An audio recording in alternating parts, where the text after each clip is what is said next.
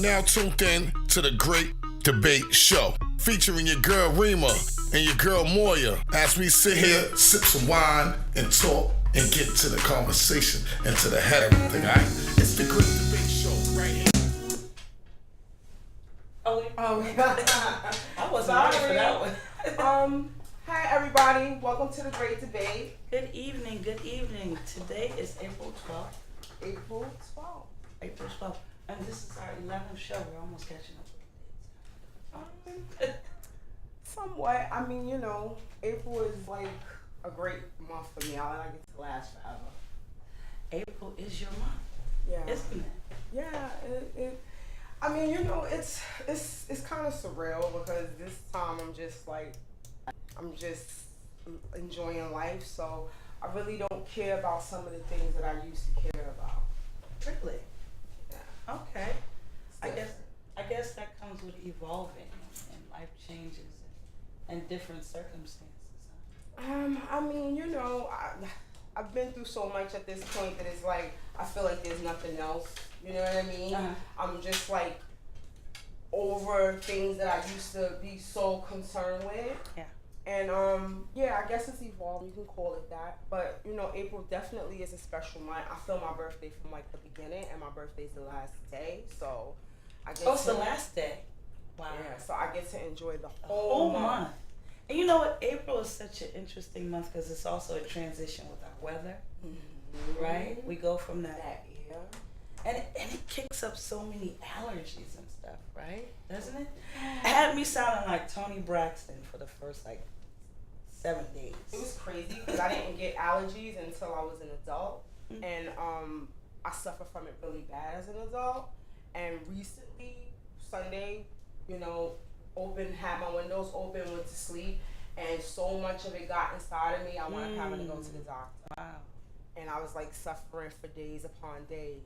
And then I started to feel a little better. And last night, I wrote that on Facebook. Like, I moved and I just slept in my bedroom for the first time last night. I was over it. So I got rid of the boxes, literally. Did you really? Yeah, that's a good thing. That's my quote at work. They was loving it. I was like, yo, get rid of the boxes in your life. That means a lot, though. That means a lot. Because you've been living out of boxes for a minute now. So that's like something to celebrate for you. I mean, but again, so everything is not a big hype for me. So okay. I got rid of the boxes, but then I got to shower and shave, as we would say. And I just laid on my bed, forgot how all of that really, you know, because it just feels like home. So when I slept in my bed, I woke up this morning. You guys, I am super allergy free. I was done.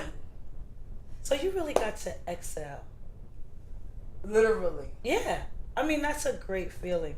Because when you're not really in one particular place that you know is going to be somewhere that you're going to call home all the time, you're all over the place, right? So now you get to fix it up the way you want to. Get settled, get stable. So this is the thing that I want to say to people, right? To take a serious moment, because again, social media, you think you know people and you know what's going on. Real quick, you know, went to Will Tracks, had a video shoot January 8th of 18. Oh, yes. We were all in OZ at the video shoot, and I went home to my door open, my locks, everything kicked in, and I had a flood. My linen closet was all by the door, soaked in. My dog, who's 8 pounds, was literally in the near water. That was the first night. I fixed it and went to work the next day to have management call me and say, we had another pipe bust in your apartment, and that literally wiped me out. I stayed in a hotel I stayed in a Marriott for 6 months. And then after that, made a bad decision with my grandmother passing and moved to New Jersey.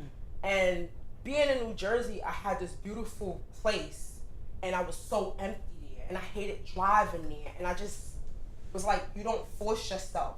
I don't care what it is. You don't force yourself. So my heart wasn't in it. And losing Isaiah was the one who really had a real conversation with me and was like, there's no love there.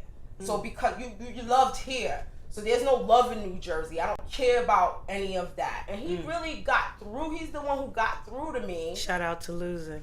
And shout out to losing. And he got through to me where I had to make my right wrong. Because, you know, everybody was like, Jersey was the success. Okay. So I was able to eat that, and I said, yo, I'm coming back. And I'm back in Yonkers. Shout out to Yonkers. So welcome back to the other side of the water. But it took me to live with my mother after leaving New Jersey. Okay. To humble me. To the lessons was going back to mom's house, who I hadn't lived with in 20 years. And every time I seen somebody walk into their building or walk into their apartment for the whole time that I lived with my mother, I was hurt. Every time I saw somebody go into their apartment, I was hurt. I felt pain. And then, I couldn't find the right fit for me and Coco. And after Jersey, I'm skeptical now of everything. Yeah. And so, with that being said... So how did you find your place in Yonkers? I went through a lot of pain. And my dudes know, because they were sick of me. Like, it was like, this is the one, no. This is the one, no. For whatever reasons, it wasn't happening. But I have the reminder, the place that I really idolized and dreamed, that condo was across the street from where I live. So every day that I go in my building, you could have been the one, but what I have is better. I suffered 3 more months to get the one I had. Okay. But at the end of the day, it's really about, it's not when you want it. No, it's not when you want it. And you know what? Learning that lesson, it takes a lot, because I know you want it in your heart, so many other things, and then when it doesn't come through, it's kind of like, damn, well, what the hell is going on with me? That's because something was better out there for you. The place that you have now. Yeah, the place that I have now is everything I hope and wish. Right. And yesterday when I went in my bedroom, I looked out the window and it was all these beautiful homes. A lot of people where I'm at, they don't put curtains up. And it's just all these... I had no idea. A lot of, I'm looking at all these, they got skylines and everything, but it's home. Okay. The lighting of it made it look like they're home. Okay. And, that is a real epic thing for anybody out there. I mean, your living condition, you have to make that priority like your income. So when you went and you saw that place, did you feel home? So I actually was giving up, right? I went to go meet the broker. The broker wasn't there. I got there 15 minutes late because I was doing stuff I had no business. I got there 15 minutes late. There was nobody there. I stood in the building for 10 minutes in the lobby. Nobody there. I can't get in this secure building. So then I walked back to my car crying. I'm over it now. Yeah. I'm crying. I'm going back to my mother's house, right? Right. Crying. I'm like, I'm really a bum B. Excuse my French. But I'm like, because I keep convincing people I'm not a bum B, but inside I'm like, this is really bummy. Yeah. Realtor called me, said it's an open house. The door's open. If you can get in the building and you can see the place. Wow. So I go back, crying, wiping my tears. And I finally get this young gentleman to open the door, rode the elevator with me upstairs, gave me the rundown of the building. Okay. How it works, right? And when I went into the apartment, it was just like, whoosh. Yonkers, Yonkers give you what the Bronx used to give you. Oh, really? And Harlem, they make that a 3-bed. Shout out to Harlem, but y'all put mad walls in y'all joint for 3 rents. So, it was just like, whew. And I visualized the floors and the painting. And me and Coco, we used to have in a home. I lived in Yonkers for almost 13 years. Okay. Coco's 9, my dog, my poodle. She's 9, so she didn't fit Jersey. She hated it. She would never wag her tail. She would never go to the door. Home, I'm just saying this all you guys to say home is where the heart is. This is a very important lesson, especially for tonight, because we're going to get into no love. Yeah. So I'm just, letting you get a piece of what I feel is love. And anybody out there, you got to cherish certain things. Oh, you certainly do. I think a lot of things people take for granted don't really cherish it like they should until it's taken away. And then that's when you begin to reminisce and think about, well, I should have, and should have. I'd be like, I should have just stayed there. They had the damn ET plastic in my old crib. And I'm like, you get to the point, you're like, damn, I should have stayed there. Just kept the check and just, bubble. No. But you know, it was a very, you know, it changed me. Okay. It changed me. It changed me. I can't wait to like, you know, I really could get back into my meditation, and I want to like do community stuff. And you know why it changed you too? Because it showed you that you had to be still and wait for something that was out there for you. Like you can't rush it. And I'm gonna be honest right here. Being in Barcelona, I was making a lot of money. I lived right up the block. I drive. I'm in a bubble. I supervise 30 people every day. I'm in a bubble. Riding that commute from my mom's crib and seeing girls on the train. I'm like, oh, they still live like that? Yeah. But I caught the epitome, bitch. This where you come from. Excuse my French, but this where you come from. You used to be that girl. Yeah. And that's what makes you humble. Yeah. You forget. I was living a totally different life for a lot of years. Very, very privileged. Right. And I didn't even realize I was privileged. Right. I didn't realize it. I'm still, you know, moving and doing things that is just, you gotta. It was just normal to you. You wasn't thinking that you were moving into another caliber of things, and you were forgetting about the original where you came from. And then you get kind of a culture shock and you be upset. Girl, don't you get a culture shock? Public transportation has a way of giving you a culture shock. And you used to your space when you drive, B. So, you know. You're like, why are people standing so close to me? Ooh. Why they gotta sit right there? It is. It is. But welcome back. I'm glad you found a place though, because now you can get settled. Because I know I'm happy to be back in New York. I will never leave this place again. I remember taking a shower the last day I left New York to move to New Jersey, and I was like, I'm washing New York City away and washing it. Was I wrong? You know, everybody that live in New Jersey looking at you cross-eyed right now. No, listen. New Jersey was the living. It's just not for me. Yeah. You know, come on, we all hood. When you go to New Jersey, mama, I made it. I had an upstairs, downstairs. Okay, I was like, but it wasn't home. And you had to come back across the water. And every time somebody called, I ain't coming back over that bridge. Yo, Easy Pass. Oh yeah, that's a whole nother.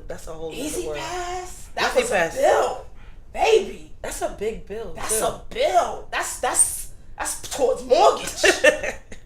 That's the Talk about mama, I made it, but you know they got Inglewood and they got Teaneck. You know, it's places that's like where I was at was the cut. It's just like, how far were you in Jersey? 12 to 15 from the bridge. That's not bad. No, it That's wasn't. not bad. That's But not one bad. night, until one night that I came from Boston, my friends was teasing me all summer. Oh, bitch, you can't drink because one night at Barcelona, my regular twisted night. Had to do your regular twisted. No, because I'm saying, you know, before I pause, I'm like, you know, I got this new drive. Right. Let me pace. One night, I said, I'm doing what we normally do. And was by myself and had to do that drive. And girl, that 15 minutes from the bridge seemed like 45. It was long, right? It was long. Made a couple of wrong turns. How'd you get over there? Yeah. Well, welcome back to the other side. I'm glad I knew you had been going through a lot and you were really, really searching for places that you could just like unpack your boxes. You were talking about storage. You were looking for things. You were living out of boxes for so long. But my grandmother said to me, when I had my first place, I hated it. I was 18. She said, it only gets better. You will always get and do better. And now here I am on my fourth, well, technically fifth living condition. Okay. My grandmother, she never lied. And I'm saying that again to all our viewers. It don't have to be your living.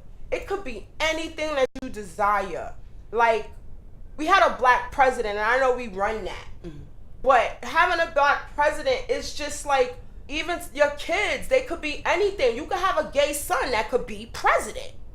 You can have, you know, a gay daughter who can run a multi-$500,000 company. Like, it's a lot of black-owned businesses, and you know, tonight we're gonna touch on such a.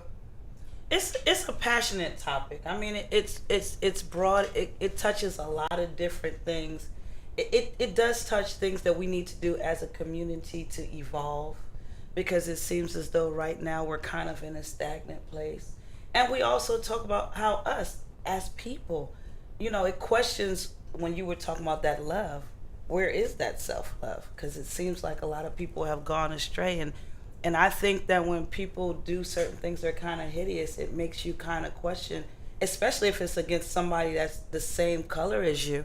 It makes you, to me, it should make you question how you feel about yourself. Because even though you're Rema and I'm Moya, you're still a reflection of me. And I wouldn't want to do something detrimental for you as a black woman. I should always want to see you evolve and do better and get better. But it seems as though now we're stuck in this kind of crabs in a barrel mentality.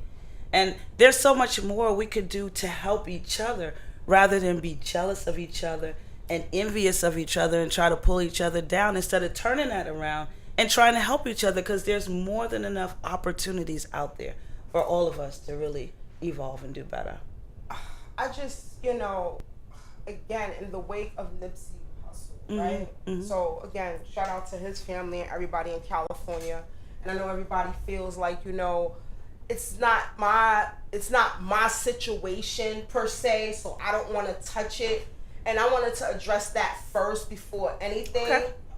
Because, it's not about you knowing somebody. There are people in your neighborhood that you probably only knew in passing, and you hear that they gone. This person you seen, I just think that what is wrong, and what is right is right. Right. I feel the same way. And with that situation, it's just like nobody's perfect, right? But when you consciously make a decision that I'm so mad at this person that I just want to take his life, no matter what and if you know what he has going on. But even if you don't know what he has going on, when I was 16, I don't ever tell this story, but when I was 16, I had a boyfriend named Jesse, a Spanish guy, and he was from Forest. Shout out Tech 9. There's a lot of people from Forest who watch. Y'all know this story. And Jesse and two other of my best friends, one being my best friend's baby father, did something in the hood. Okay. My conscience was in the store with them and told me leave out the store. My conscience. I was young. I don't know. Me and him got into like a tit-tat. I'm sitting on the steps next to the pizza shop. A gunman goes in there and he shoots all of them and he kills Jesse, the guy that I had been with, in this pizzeria. Wow. Now, I'm watching the gunman do this and walk away, and I'm like, I have box braids. I must have been the first time I did braids. And I put the human hair box braids in my face, and I thought he knew I was with them, but I saw the gun and he left and hit the corner and whatever. Walk in a pizza shop like menace to society. And all you see is bullets. There was a pregnant lady from our hood who worked there, and that was, out of the three guys, I was thinking about her, and all I see is shells and my earrings. He had my earrings, so I see my earrings on the floor and like shells. And I walked to the counter, and one by one they was piled up. So I had to help our friend D up. He wasn't hit. Then I had to help my best friend's baby father man up. He was hit in the leg, so he couldn't walk. We got him. And then the pregnant lady and Jesse walked on top of each other. The pregnant lady was fine. She didn't get hit. Jesse tried to save her and jump over the counter. And when he did that, the dummy bullet went through him. He's Spanish, so he's spitting up, and I open his shirt, and I could just see the blue spread in his chest like poison. And mind you, I'm with this man. I open his shirt, and the blue spreads through his chest like poison. Wow. While he's spitting up. And he just clamped me, and he was like, it hurts, it hurts, it hurts. And I'm like, don't talk, just, breathe. And I've experienced stuff, but that was like, that's traumatizing. And he wound up dying right there. Police, shout out to NYPD, which we're gonna speak to in a minute. Those police, they thought to follow me as a youth for like months because I wouldn't like the no snitching shit. Excuse my French, but they fought like he died. Let him rest in peace. And you know how the situation, we all know how the situation goes. And that's why I really thought that this topic that you was passionate about doing was so important, because I don't share that story. Right. But that traumatized me, and it also changed me. I used to be a very different person, Okay. and people know that. Okay. But that is the point when I was like, I'm not mad no more. I'm not gonna be out in the street doing this. And now I sometimes speak at graduations and tell my story. Okay. And I could have lost my life that day. Absolutely, you could have lost your life. That was scary. That was very scary. So our topic is going to be about community violence, because I thought in the wake of all of this that happened, and not just with Nipsey Hussle, I think he's a part of it, but it's a lot of shootings that's been occurring. So our last topic that we had talked about was so awesome when we had the promoters here. We were talking about what to do with the nightlife that we're a part of, and how to make it better and stop the fights, and what can we do to evolve to come back to a place where we used to be, where we all used to have fun. I mean, change is always going to happen. We'll never get back to 90s and things like that. But we want to talk about how we could get back to having fun, because that's what the scene was all about. Was about having fun. And so we had a great conversation, and thank you so much to all of our viewers who chimed in and participated, and particularly for our participants, which was Kevin 914, Biz, your man Biz, our man Biz, Carlton from Rope Dope Entertainment, and Bing Buddha from the Daytime Boys. Like, everybody loved their influence. And unfortunately, after that, there was an incident that happened at an establishment that people were hurt and somebody was killed. So I thought it was really important for all of this just to talk about community violence, because to me, it's an important topic to talk about, because it affects all of us in different ways. I mean, we're losing young men at an astronomical rate. We're also losing young women. And not just when somebody dies. Think about it. Whoever that person is that committed that crime, we're losing them as well. So we're losing two people. So I thought that community violence was something really, really important to touch on. And it's interesting that you talk about, when you talk about your story, because when I was reading a lot about violence, they were talking about a lot of this stems from people who have been a product, because our environment has a lot to do with how we react to things and what we do. And a lot of people have been exposed to a lot of violence. And so, your situation fortunately made you turn around, flip, and you want to help, and you've been an advocate against violence and what to do about this when it happens. But you have some people who internalize that in a negative way, and they become people who become violent themselves. So you have two parts of the spectrum that people turn into for violence. And the Nipsey Hussle thing was so broad, because I mean, like you're saying, a lot of people were talking about, if you didn't know him, why would you why are you doing all of these rest in peace? You should have did that while he was alive. You should have supported him. But for myself, I can't speak for everybody else.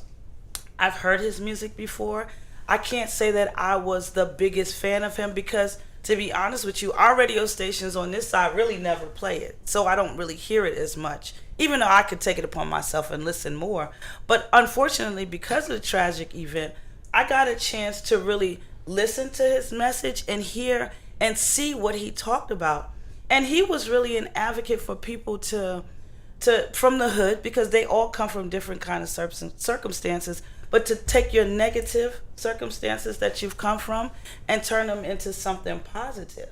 And how you can take those things that have affected you in a bad way and make them better for other people. And I wanted to talk about how we could get back to doing that for our youth and for our community. Because, I mean, he wanted to make more community centers to help merge, technology and music right now. And so he was trying to do something called a STEM project. And so how can we talk about and have a broader conversation of bringing these things back to the community? Because they don't have a lot of community centers or opportunities for youth to express themselves in a positive manner. I work for the financial department of NYC, and I'm telling you, I don't see the money in the budget for programs like that anymore. It's just not there. I mean, the way that the numbers are now, they're triple and quadruple times what they were in the 90s, but it just means less for urban. It doesn't mean more. Okay. You know, and I won't lie, it's a lot of money in this city, but I just don't see the city paying for these programs like we used to have back in those days. Now, that's why it's important to have advocates to me and activists in your community who not just talking about it, but being about it. And that was one of the things I told you a couple of shows ago I felt empty about, because I wasn't active for the last couple of years. And it really is a part of who I am because of my situation. Right. And if you have not volunteered for any type of organization, you should go online. The food bank, they have a great volunteer organization. I've worked with kindergartners to people who come from prison to feed and help. You know, there's so many different programs that you can volunteer one day out your life. You might actually like it. It might give you something other than what social media gives you. Right. And you know, and in turn, there's a lot of different organizations that I don't think that we really know about. So how do we, everybody who's on our Facebook page or people that's listening to us from different parts, you work for an agency and they might have different kind of programs that inner city youth don't know about. That might be internships, that might be all kinds of things, because exposure is so important for kids to understand that there's such a broader community out there for them. You don't have to just be a doctor, lawyer, or an Indian chief. There's so many more occupations. And so if you could bring kids into different internships for jobs, then they get the exposure to learn how to work as a paralegal in a law firm, or how to work for CBS behind the scenes and doing different things with radio and media. Because I think what happens with youth is they're so talented and they need a way to express themselves, and they don't know how to put it in an outlet, because we all have to have an outlet. Most of us, our outlet is to party. We party as adults and we go and do things, and that's how we let go of things, or we release things. But youth have so much going on in their mind, and they don't have positive outlets. Some parents know how to put their kids in things, but like the PAL and things like, I don't even know if those things exist anymore. I mean, as an adult, when you're bored, you get into trouble as an adult. So imagine a child who has not experienced things in life being bored. I mean, there's nothing to do. I'm not saying I had the blueprint, but I have a 30-year-old son that looks damn good, has a great job, travels the world, enjoys his life, never cursed, disrespect a grown person, friend of mine in his life, never been to prison. And I am from the street, okay? What I did for my son may not work for you, but I did some of the tools, which is, summers you're not spending in New York City. You have aunts in Florida and stuff. We getting you on a plane, and that's what you're doing for the summer. You're not gonna be here all summer. Summers that he was here, we got him in things he liked to do. Basketball City, he was a New York Knicks towel boy. You know, he did internships at NYU. There's so many programs for your kids. He would go to camp, Mariah Carey camp. There's things that your kids will enjoy doing. Don't put them in stuff that they don't enjoy doing. Because that's not gonna solve the problem, because you the parent think, oh, this is what's good for you. I worked with my son, you know what I mean? So, you know, this is what you wanna do. Let's try to, you know, as a parent, you can't do everything. But, and also tell your child, don't follow. You don't need to impress people. Confidence in who you are. There's a lot of girls, black girls lost, not only black girls, I'm just using that as a quote, but black girls lost because there's no confidence in who we are. God forbid if a dude say you're not hot, you ready to Right. That's touching on a lot of things too, because there's, I don't know, but what I've witnessed, it just seems like there's so much anger and built up tension with the youth nowadays. Now, when I talk about youth, I'm talking about the adolescents that could be from 13, 14, 15. but I'm also talking about 16 to that 23 age. Because a lot of them are out here, and I don't know if they're lost or misguided. And I'm not saying that you're wrong as parents. I'm not saying that anybody's reared their child wrong, because I'm not a child rearing expert. Right. But what I'm saying to you is that I think my opinion is, I think more conversations need to happen with your kids to find out, where is all this anger resonating from? But see, this is the key thing. I want to just touch on that, what you just said. The key thing is your child got to trust you, because people say, I talk to my kid and I know they kid ain't telling them certain things. Okay. So you got to remember, as first, before you talk to your kid, you got to have a relationship with your kid. You know what? And to add on to that, as a child, there were also other adults in my life that I could talk to. If I couldn't talk to my mom, there were I had friends and their parents would listen. I had aunts and uncles that would listen, but there was somebody in my family that would listen to me and give me some positive things to think about, or would give me another way, a rational way of thinking of things. And I say that because I've been looking at some videos, and I've been looking at a lot of parents that are fighting. And if the parents are fighting, then what kind of message? This last video I saw, the parents were fighting. I think it was Ohio or something, and they dragged the person that drives the bus off the bus, beating her up, and let the kids kick her. And I'm thinking to myself, okay, I don't know what that person has done. It was real. I don't know what that person had done. It could be wrong. But wouldn't there be a different way that you could handle that? Like, what kind of message are you teaching a young child about how to handle situations that come about? Yeah. And so fighting is not always the way to resolve things. And I was going to talk about also with the insurgence of this whole reality TV thing. Most reality TV, all they do is fight. Yeah. And that becomes the most popular person on the program, and that's the way they handle things. But see, me, I'm not an advocate for, I see musicians or TV do things, so I do it. You know, you gotta at some point take responsibility for your actions. Absolutely. But it is a large influence on what people are watching and how they conduct themselves. Unfortunately, I think a lot of people teeter-totter on reality TV and real reality. Because if something is reality TV, it can't be scripted. Right. That's just not reality. Reality is not scripted. Reality is something that occurs.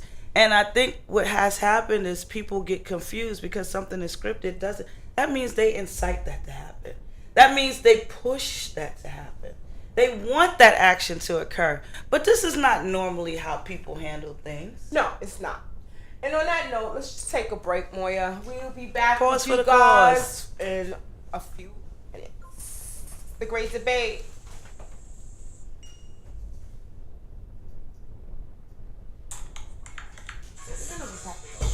Okay. Just like, you know.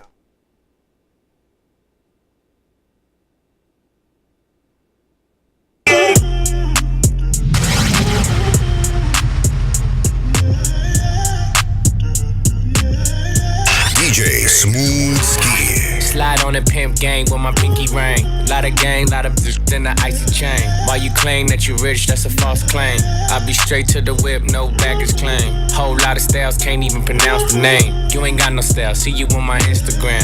I be rocking it like it's fresh out the pan.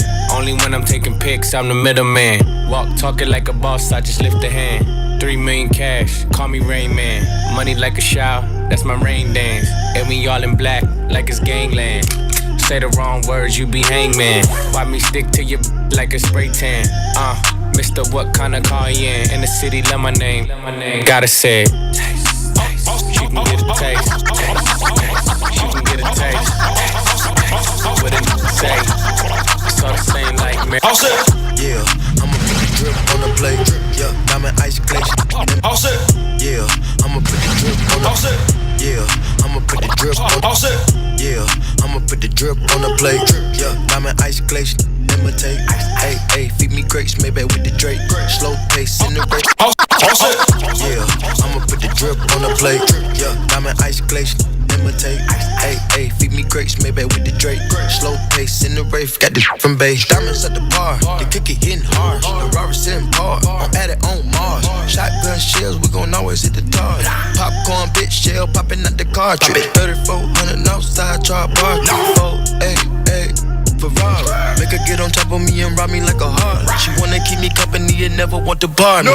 Yeah, fish tail in the parking lot.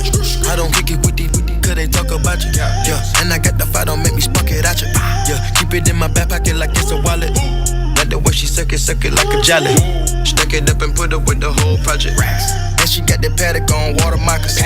I'm rich in real life, I get that profit copy. Taste, taste. She can get a taste. Taste, taste. Let you get a taste. Taste, taste. Do you love the taste? Yeah, that's cool, but he ain't like me. Taste, LA, you can get a taste. Taste. Miami, you can get a taste. Taste. Oakland, you can get a taste. Taste. New York, do you? Yo, what up, y'all? It's your girl Remy Man. I'm chillin' with my brother, the one and only DJ Smooth Ski, huh?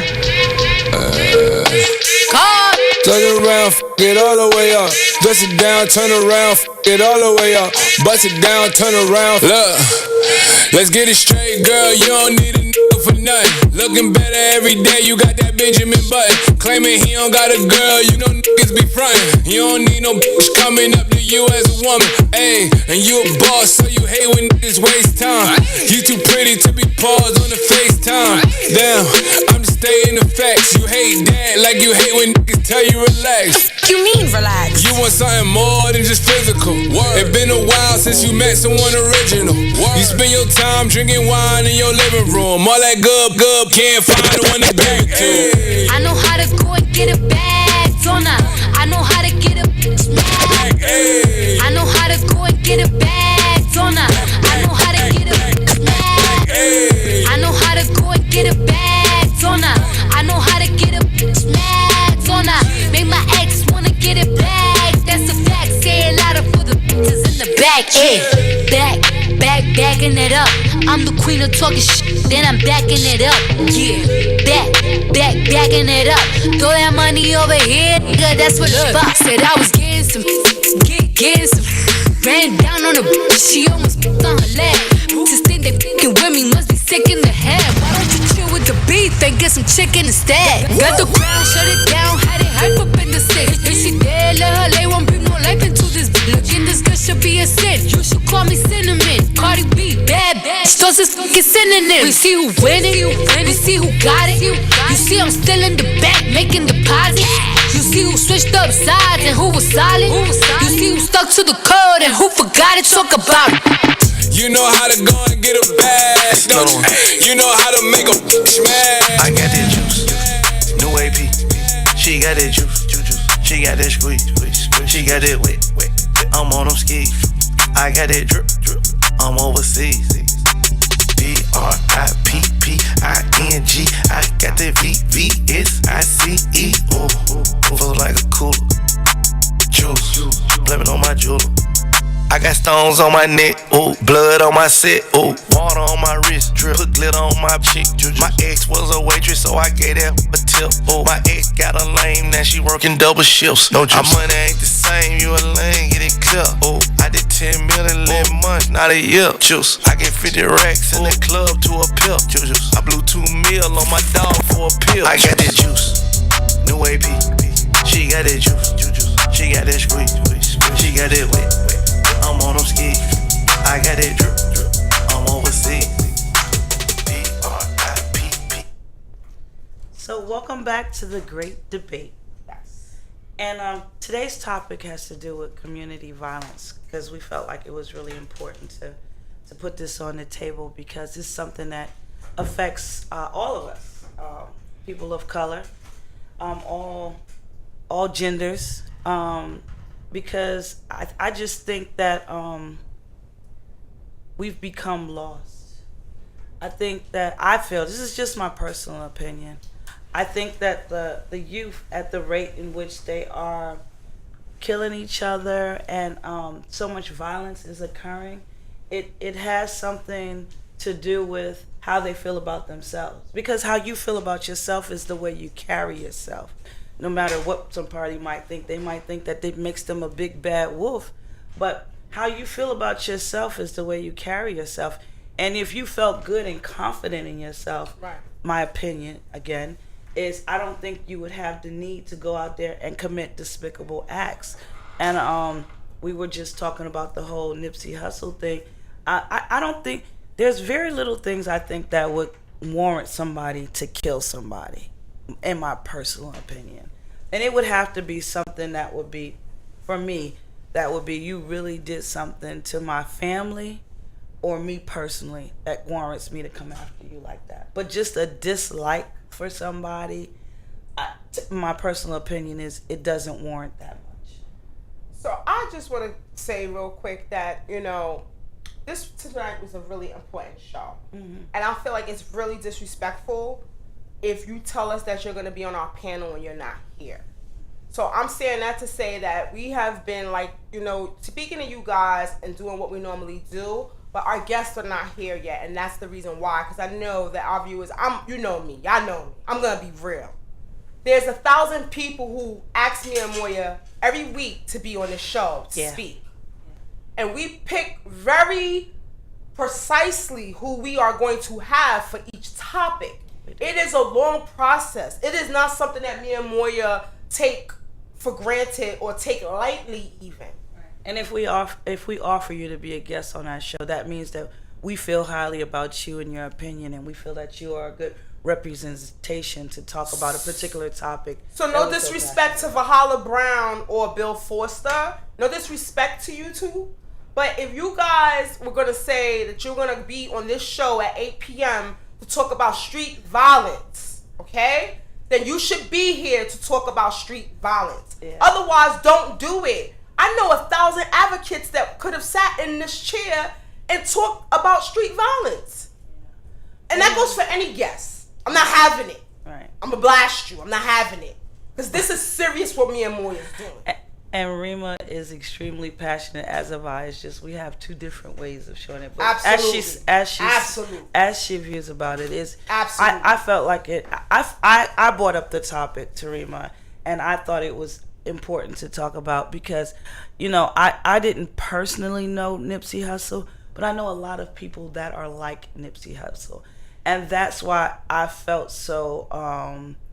I felt saddened by his death because I know that there are so many people out there like him that really ride for their community. So there's this thing that, you know, when you make it, don't leave the community, like reach back and get people and help and make people a part of. But when you try to reach back and you make people a part of, and you have people that are still maybe harboring old feelings, or people that are still, back to what I said, they don't feel the best about themselves, because I feel like when you're confident in yourself as a person, there's nothing anybody can do around you that can affect you to make you want to kill somebody. But he was a passionate person about reaching back and doing something better for his community. Like, he opened up stores, he had projects that he wanted to help people grow, he hired people from the community. So he was accessible, right? So when we have people that are accessible in our community like that, what happens when you have community violence and you have people that still want to harbor anger and hate so much that they want to prevent progress? It goes back to the Biggie and Pac. Absolutely. It goes back to the Biggie and Pac story. And we all, you know that both Big and Pac, if you was in the 90s in the city, you could walk up to Pac and smoke a L with him. And Big, forget about it. We used to be at the tunnel plenty of nights, like, why you standing out here? Shout out to Big Roy. I remember one night we standing in front. Roy's like, yo, like scared the life out of everybody. Big is like on a world tour. And, you know, it's just like crazy. It's not good. You can't live in the hood when you at a different level. Wow. And but that means like so much, because I'm not saying he lived, not saying Nipsey lived in the hood, right. But I understand what you mean, because what you're saying means so much, because, you know, people on the outside always get mad because we say, oh, once people make it they get too big, they don't reach back, they don't help other people. But I mean, but you could how far back should you go to reach back and help people? Because you could do it from a distance. Wow. Right? So it goes back to the hustle days. You never met the Yayo guy. You had the middleman. You dealt with him. Like, if you met the boss, you were special. So it's the same mentality. It's the same thing. Like, you can help your community, but when you're that man that people rely on, certain people like Pop, Big, Nipsey, you can't replace them. They're not like, some things are replaceable. There could be somebody to come and fill the shoes and get things moving. And there's some things, when you remove it, it stops. Well, we hope that it doesn't stop, because I hope that somebody continues to take his vision, because his vision that he had and his hope for people growing. It's not back. The same. You don't think so? I don't think it's the same. I'm not saying that, the marathon will not continue. The marathon definitely will continue. Okay. But what I'm saying is, it's not the same. Again, using Big and Pac is a really strong, and I'm not comparing anything. I'm just saying that it's like, it's chess. It's not checkers. You can't replace that person. It's the wheel moving. Well, we can't replace him, right? And I totally agree with that, because it was totally his vision. But if we understand what his vision is, it's like a baton. We can't take that baton and keep running with it, right? You can. Okay. And both of these people that we speak of, because we only could go by what has happened, right? Mm-hmm. So with both of those people, yes, their legacy still lives on. And with Nipsey, unfortunately, it becomes less and less. So Pop gave us a lot to work with. Big didn't think on that level, so Big only gave us quality. And now Nipsey, we didn't get to really experience. I've been up on Nipsey, but I have young people in my life. So when you have young people, Absolutely. So I have young people in my life, so I knew of Nipsey's music, but it's like he didn't get to the status to give the people where everybody could really appreciate it, and now you appreciate it when he gone. It's like you're giving him his flowers when he gone. Yeah, but how do we as a community, because we're all part of this larger community, how do we as a community work together to evolve and get better and do better? Because sometimes when I look at us as a community, I don't feel hopeful, because I see so much hate and admiration that we down each other instead of supporting each other. I mean, I'll just give an example as our podcast. And there's a lot of people that do podcasts. And there's nothing wrong with supporting everybody. You don't have to feel like your loyalty is just to support one person. Can't you feel like you want to help everybody and you want to see everybody succeed? No, that's not the world we're in. Why don't we have this attitude and this mentality where we want to see each other grow and we help each other grow? Because maybe as we grow, just talking about us, as we grow, as we get bigger, then we can do more to help other people, and we can bring other people on with us. Because people are so personal nowadays. So because they are personal, then they'll go out their way to make sure things are not successful. And I'll give you an example. I was out the game. When I came back in the game uptown, I was on some pro-female, and I really can't wait to have this round table. And is that the female promoters round table? Female promoters I've been getting burnt in the ear about that one. But when I first came into the game, I thought that we all could. Alright, so our first guest just named it. I thought that we could all work together and that would make sense. But I come to realize that with the females, the male dominated. So if I'm with a certain crew, I'm really not gonna mess with you and really go. We're not gonna do this whole female collective thing. It doesn't work. It's like, what the rapper says. I came in thinking Kane work with Dana Dane, and it's like that in any organization. So it's not just the promoter world or the rapper world. It's people just don't like to. That's just people's minds. We're gonna take a break to get our guests situated, you guys, and then we'll be right back. It's the Great Debate. Thank y'all for tuning in. Thank you. Alright, cool. Yeah. Talk to me, baby. You're so pretty, little missy, baby. I got one night for you, baby. It's so hard out the clothes, let them drop to the floor. I want you to talk to me, baby. You're so pretty, little missy, baby. I got one night for you, baby. It's so hard out the clothes, let them drop to the floor. Talk to me, baby. Work and take the shift off for me, baby. I try to whip your butt for me, baby. You know I got a lot of ops for me, baby.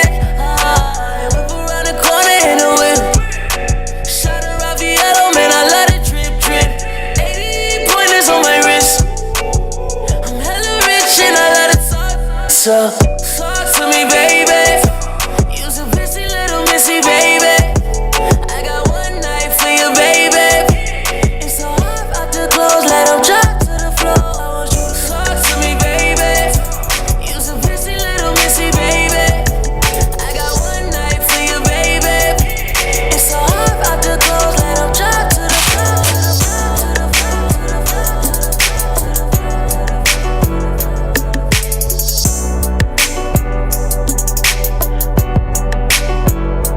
I put my feelings on safety, so I don't go shooting where your heart be.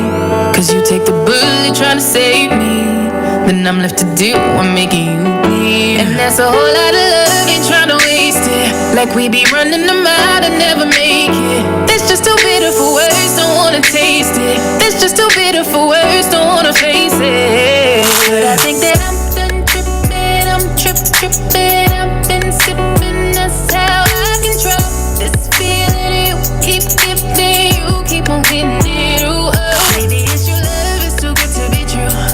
Baby boy, your love got me tripping on you. You know your love is big enough, made me trip on you. Yeah, it's big enough, got me tripping on you. Tripping on you.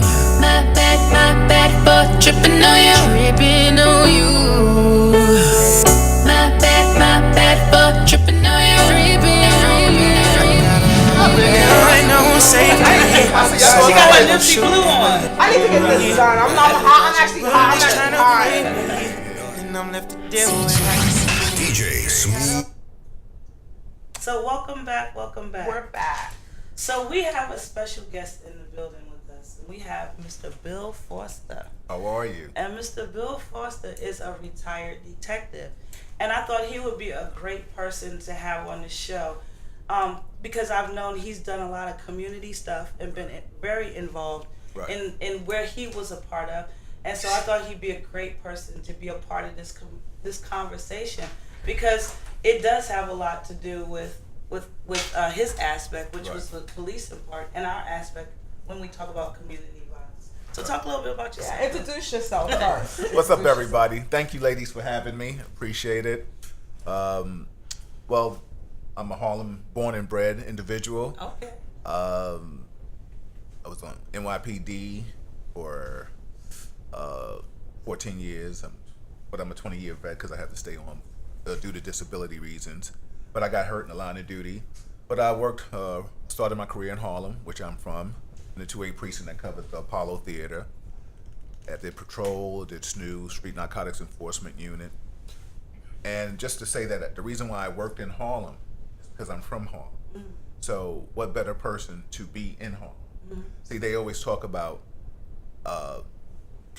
work in your community. Mm-hmm. So I was that prototype officer. There are a lot of officers like that, mm-hmm. but I worked in my precinct was the 2-8, and I lived in another precinct adjacent to that. So the beautiful thing about that is that when you saw me, there was a familiarity. You was able to be comfortable. Right. I grew up in an era, divulging my age a little bit, where there was a community police officer that walked the beat. So that was very paramount back in the day. Right. I was from an era where an officer didn't just put cuffs on you. He could reprimand you and then send you to your parents or tell your parents. See, a lot of that is missing today. Yeah. What changed? Why did that change? Well, I think a lot of it has to do with parenting first and foremost. I think a society has taken away us chastising our children Very Where much so. now, if you look at a child, children are comfortable having acronyms behind their names, ADDs and all these other things. When did that happen? I mean, if we had certain things like that, we got spankings.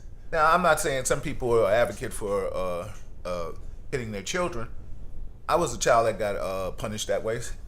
It didn't bother me. I think it made me the man that I am. I look at a lot of the youth today, and no disrespect to the millennials or any of the new generation, but the manners are gone.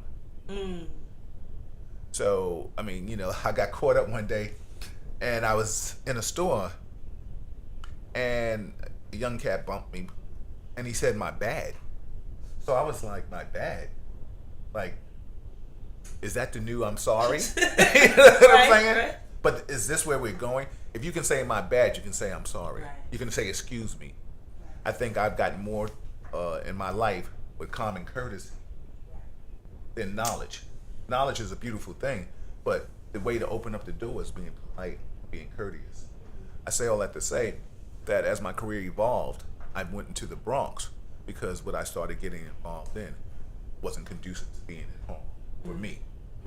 I knew too many people in the street that I couldn't involve myself in the drug game, being an undercover, working in narcotics, TNT, whatever people call it. And so I took it to other boroughs. So for the evolution of my career, I had to leave my hood. But the bottom line is, in the Bronx, what I did was, if I came to arrest you, you were guilty. For the most part, until proven innocent. But you know, I've done the whole Donnie Brasco thing all the way. So investigation was done on an individual or a group of individuals. I say all that to say that, with that being said, I still treated everybody like they were somebody. Do you think that that division now between the youth and the NYPD is become an issue, that Of course. they don't feel like, you know, it's an equal situation or remotely relatable? Well, not at all, because the NYPD, as they are needed, they're definitely, and I say, anything I say in regards to the NYPD, I don't talk against them. I talk about certain individuals in the NYPD. That's across the country. Of course. Because there's good in everything and there's bad in everything. Absolutely. So, you know, I've seen drug dealers call in the police when the heat has come on them. So how crazy is that? You know what I'm saying? Not too crazy from New York City. You know what I'm saying? But when we start talking about law enforcement, we have to understand who takes the job. So speaking of who takes the job, what made you decide to go law versus street? Well, I think my parents were. I'm at an age where I was brought up by a village. I was brought up from Latins, African Americans, Caucasians, Italians. That's just the melting pot of people that I grew up with. I went to a Catholic school. I mean, even with public schools, there is diversity. That's why I'm such an advocate for diversity in law enforcement. But see, then with diversity, you have to stay true to who your roots. A lot of people get on the NYPD and they forget who they are and they try to be somebody else. I see. So now you're stuck into I'm right. I mean, you look at part of the NYPD's mentality. I'll say law enforcement. They're conservatives. You know, and no disrespect to the Republicans or conservatives. That's what you think. But when did you forget who you were? Yeah. You know, a lot of times I tell people, what would you be if you wasn't law enforcement? I've had conversations with my coworkers, and I've asked them, who are you? You know, everything they bleed blue. Well, the NYPD is a fraternity. Yeah, it is. It is. It's not. It's a gang. It's not a nationality. It is. You understand what I'm saying? It's just like, I rep my college, I rep my block, I rep my city. But I don't put my city before my ethnicity. When do I go and say, yo, I'm Harlem? Okay, like, I'm New York. Okay, that's where you're from. I'm an African American man. Right.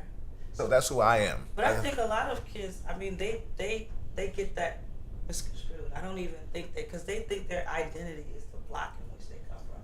They don't even relate themselves to their ethnicity. And I was saying that goes back to, I was talking about how people feel about themselves is, I think, how they reflect and what makes them do certain things. Like, you have no love for you. You have to have very little love for yourself and your kind if you're going to shoot and kill somebody because you don't like them. Well, you know, negativity sells. I mean, Very much think so. about the music we were brought up on. It was about love making, meeting you. Even the rappers back in our era, I mean, and we're from that generation where rap started, where it was, the worst it got was the diss record. Like, you're whack. You can't rhyme. You know what I'm saying? You're a sucker MC. Like, today, cats are really serious about it. I mean, It's like- you know, look at Ja Rule and 50. That just like, Destroyed I his think after career. that, I think after Ja Rule and 50 is when it became, oh, this is Personal? real. Yeah. I mean, when you start putting your hands on people, it gets crazy. Even like the female rappers. I think what's sad is that, first, are you who you say you are? Like, I always tell somebody, a story ain't true unless you got somebody to co-sign. You understand what I'm saying? Like, And I just told the viewers, one of the tips that I raised my son on was, you know, you're not a follower. You have to be confident in who you are as a man, as a young boy, as my son. You have to be confident in who you are. If you're confident in who you are, then you trust what your mind is telling you versus what anybody in this world has to say to you. Right, And you will not always be right, but you'll be safe. well, you know, I think it's first and foremost is if you're going to speak up, be articulate in what you say. Like, it's like, don't raise your voice, raise your argument. You understand what I'm saying? I speak all over the place, but I don't go out here and trying to disrespect anybody. I try to give you facts. First, I give you my personal opinion, which are facts, but I give you my opinion on what has happened. Like I say, when I talk about the individuals in law enforcement, they don't get to, people always say, oh, Bill, you know, you're into the martial arts. Yeah, but I was into martial arts before I became law enforcement. So that's who I am. I'm a inner city dude. So having a fight wasn't something that, you know, be like, what? Give me my ball back. No. What? Okay, we'll fight. Boom. Then we'll go up the block together and, yo, that was a good hit. You want some ice cream? You know what I'm saying? Because our parents would be like, yo, what happened? It doesn't happen anymore because people don't fight. Yeah. Look how society has got, people get names off of being volatile, ratchet, shooting at people from afar. I mean, think about when we grew up. We knew who the killers were, but they weren't killing anybody in our neighborhood. You understand what I'm saying? Unless they had to. I think about, we knew who the booster was. We knew who the pimp man was. I mean, and they still would tell you to go to school. Like, kids right now, they don't go to school. They don't, and if they go to school, they're not going to school to learn. They're going to school to, like, when I go around and I speak in schools, and I always ask kids, generation, well, what do you want to be when you grow up? And, you know, I get a plethora of answers. It's a shame that I hear sports, a rapper. Sometimes I'm so impressed where I hear titles where I have to ask the child, well, what is that? You know what I'm saying? Well, like, okay. But then think about it. Our generation, we didn't know there was going to be a black president. Yeah. I mean, the way society is, my personal feeling, and I'm sure there's facts that'll back it up. The way society is now, the race relations is because we had a black president. It's like people were mad. It's like when they were mad with OJ. Like, we was happy when OJ got off because we see so many people of color go to get incarcerated. I'm not justifying the situation. I'm just telling you. No, I get it. You know, I get it. You cause and effect. I mean, do you think that gives hope to young black men? Or it's not even young black men, right? Because all nationalities, all races commit crimes. Of course. So it's not just us. Well, let me just say that. When people always say, oh, 90% of the African, you know, people of color commit crimes in their community. Well, yeah, when you do the statistics, 85% of the white people commit crimes against themselves. Absolutely. Crime is you covet what you see. Crime happens in the community that you're in. You know what I'm saying? Black people ain't going to white people neighborhoods to committing crimes, and white people ain't coming to black neighborhoods committing crimes. Right. So the thing is, we're committing crimes in our own neighborhood. against each other. And see, the thing is when the mentality is, facts is, say it. When you go down to 57th Street and Park Avenue, you don't see us hanging on the corner. How dare we even think about it? I had a coworker today say to me that I was wrong because I said, I can't live somewhere where even like people hanging out in front of my building. And she's like, what's wrong with that? People be in front of my building in the summer. I don't know where you at. And it's just like, don't be offended that I choose not to live somewhere where people want to just be out and about. Like, like he said, it's like you go to 57th Street, you don't see people hanging in front of the you can't even get in your building.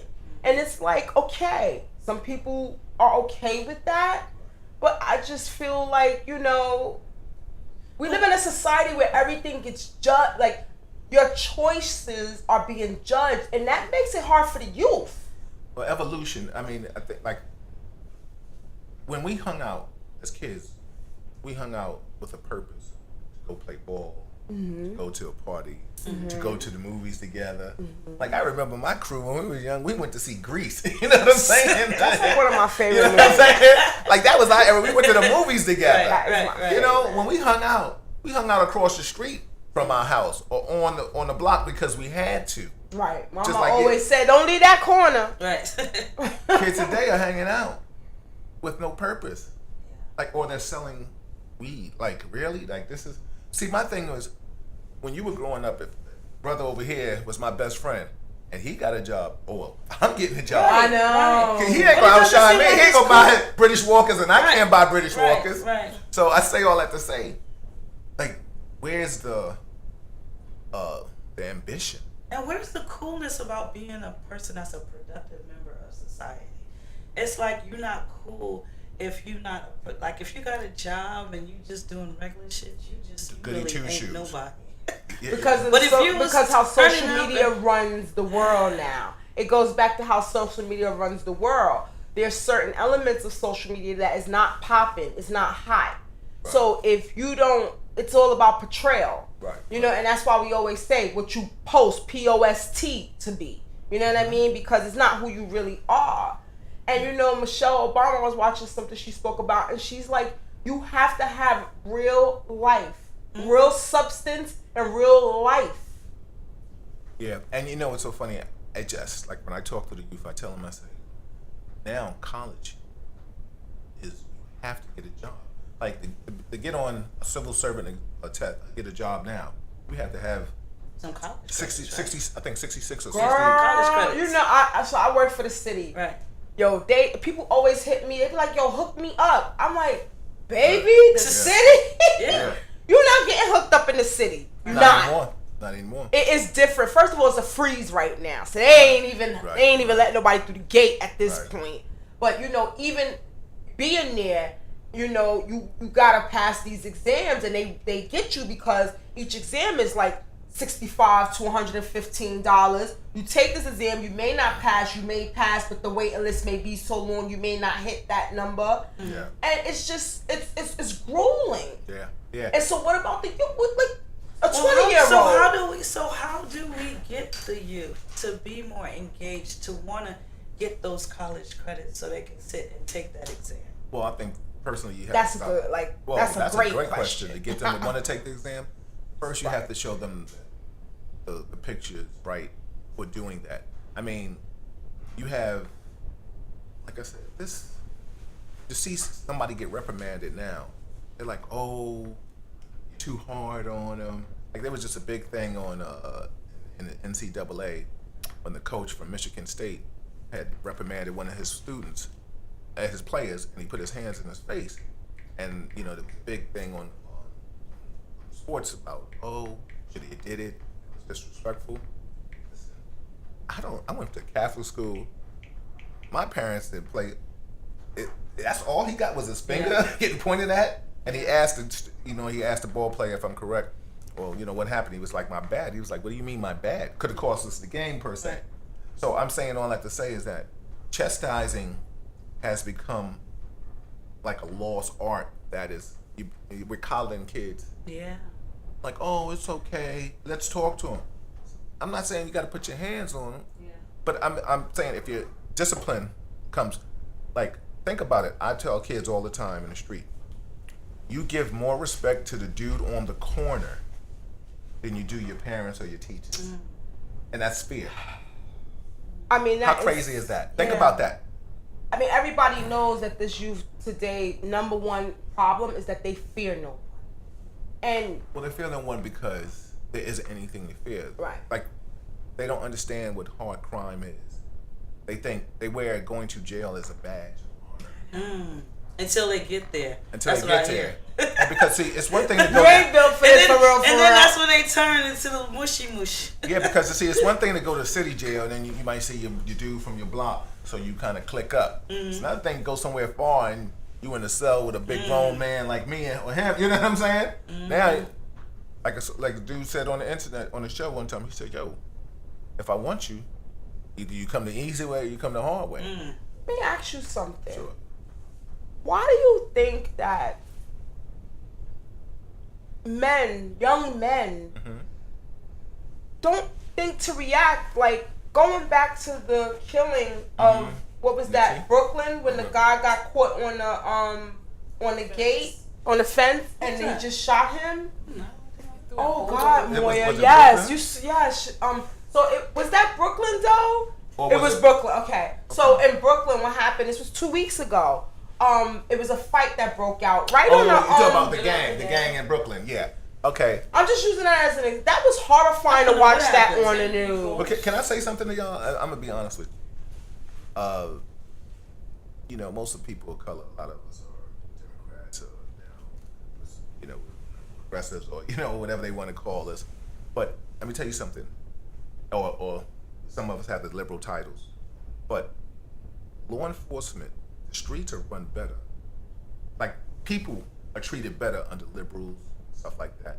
But society is policed better when Republicans are in office. Why is that? Because they have a mentality of you do what I say. Like, think about it.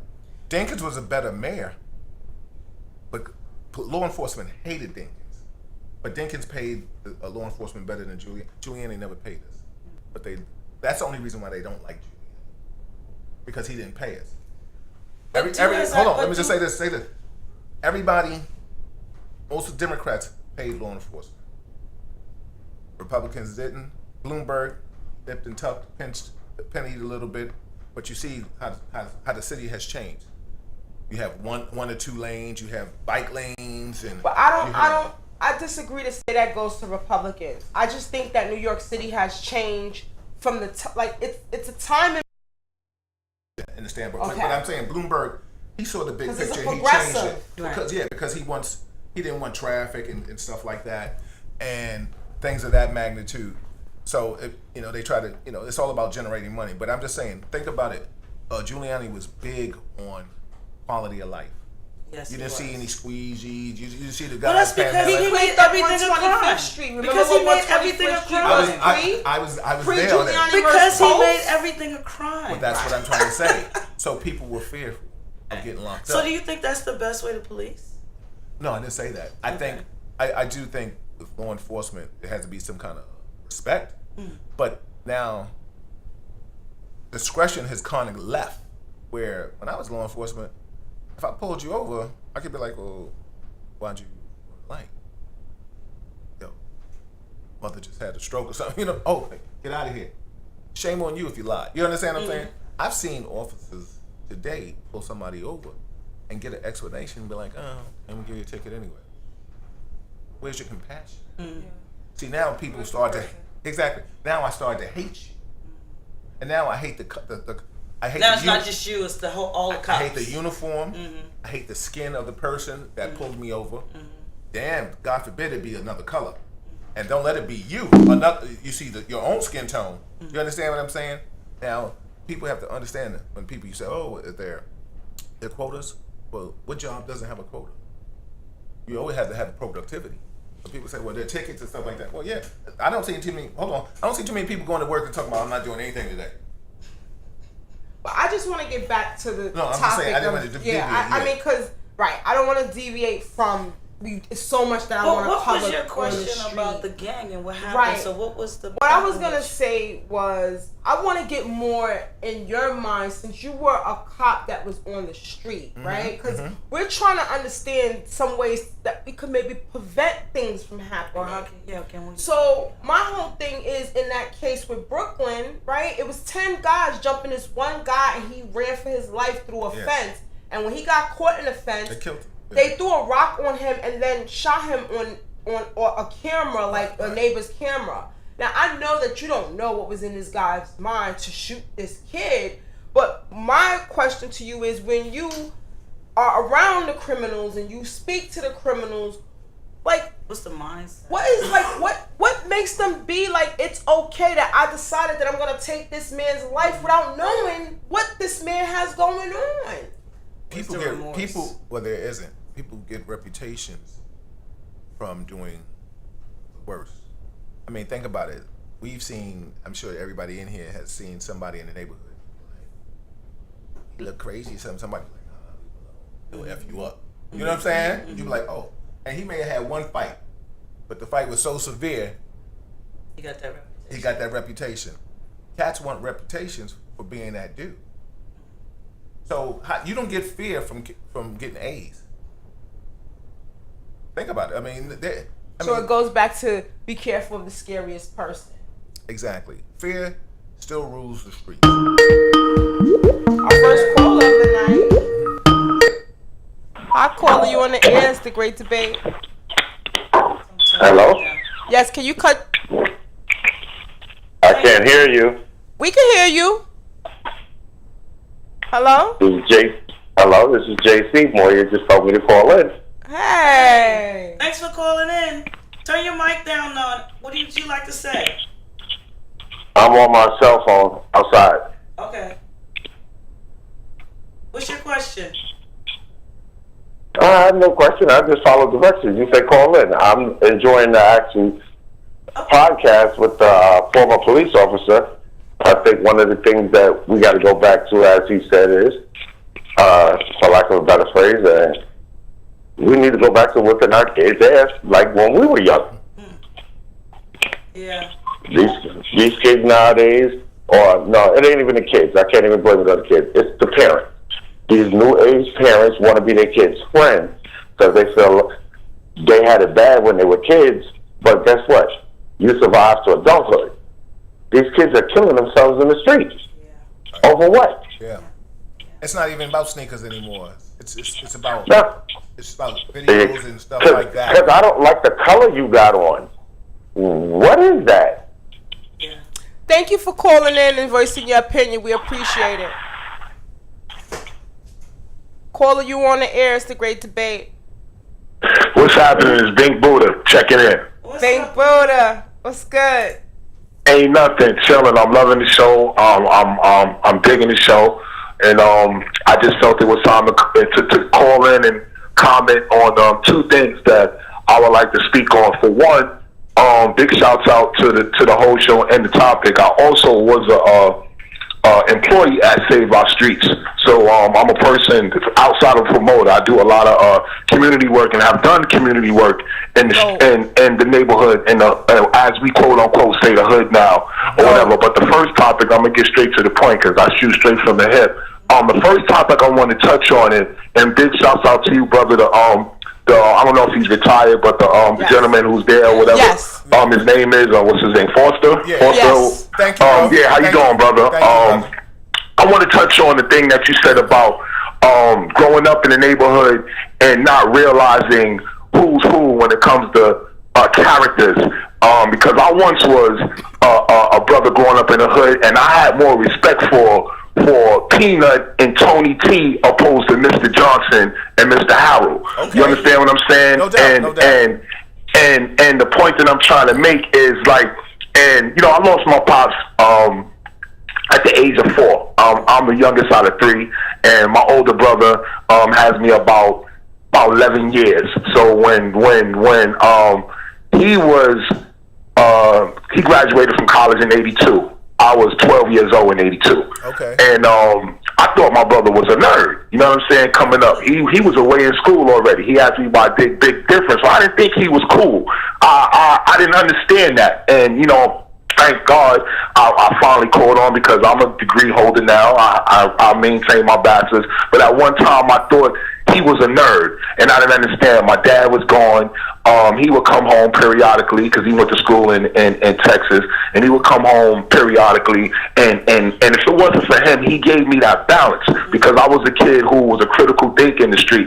I knew how far to go and what to do because of him. But I still had it confused in characters. I was that kid who sat on Mr. Johnson's car, and we would hang, standing on his car, and then Mr. Johnson would come down and say, "Hey, get off my car." I didn't understand that until I became an older man. So I feel like some of the problem is, to get straight to the point, I think some of the problem is we don't have too many images and role models, and there's not many dads. I grew up in the hood, and I think maybe one of us had a dad. You understand what I'm trying to say? Like, so I grew up idolizing rope chains and idolizing sheepskins and idolizing mopeds, even though I had a brother who was on point, but he was away in school. He was already doing his thing, but he was giving me as much as brain food that he can give me so I can understand. And one thing that he told me, and I always remember, he said, these streets are always going to be here. These poles, these corners, this is always going to be here. And no, used to really bug me out.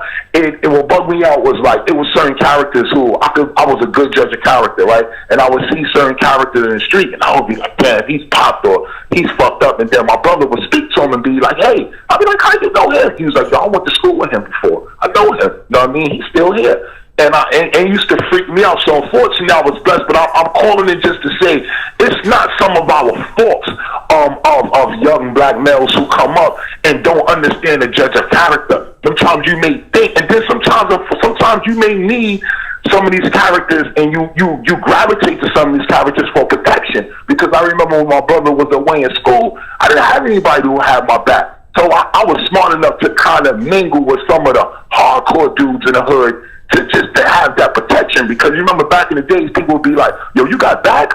You know, like, you got backup? You know what I'm saying? So coming up as a youth in the hood, you know, I'm talking back in the days in the 70s and the early 80s, it's like you kind of gravitated to negativity sometimes even for protection. But just moving forward, I believe what's missing in the elements in the neighborhoods was missing, and going into the police, touching a little bit on the police department, what's missing is the centers, the recreational centers, the safe havens, the cadets, the road runners, all the different things that we had coming up are gone. And I think that is like a major issue. It sounds corny, and some people may be like, oh, you know, that's the old golden rule, but some of these golden rules would set some structure in the neighborhood. And this is the... Hey, bro, you know, think about when we were growing up, because I'm assuming we're similar to age. Think about it. Right. They had football teams, the Convent Saints, the Road Runners from the Bronx. You had other teams. Right. You had the Gauchos. You had Riverside Church. You had other basketball teams. You know, you could go to a PAL, or you could go to a school. The grammar schools, there wasn't a grammar school that you couldn't go. There was an after-school program. So everything you're saying is totally right. And cats that looked out for us as we were growing up, even though they had our back, they may have still told us to go to school because they weren't in school. I remember being a kid, and I knew I grew up understanding, like, never invite a grown man or any man to your private part. Exactly. I remember I got punched in my chest for being smart, and it was an older guy. I'll never forget it. And I was like, yo, blah blah blah, and he was like, what? Boom. And took me upstairs to my mom's, and I'm crying. I'm thinking, oh, you gonna get it now? You taking me to my door? Oh, you put your hands on me? You gonna get it? My mom smacked me and was like, thank you, get in the house. You know what I mean? So at the end of the day, it's certain golden rules that certain kids just are not learning. Just like even pointing. I grew up learning, like, don't point, because you could point at someone or point in the direction, and you could be pointing and could be pointing somebody else who's hiding. So these are just certain golden rules in the hood that's just missing, and these values are missing. So I think brothers that have their head screwed on, who kind of made it through these trenches and live this urban life, it's our duty to put in that work and turn around and help some of these kids that's confused, who believes in the Tony T's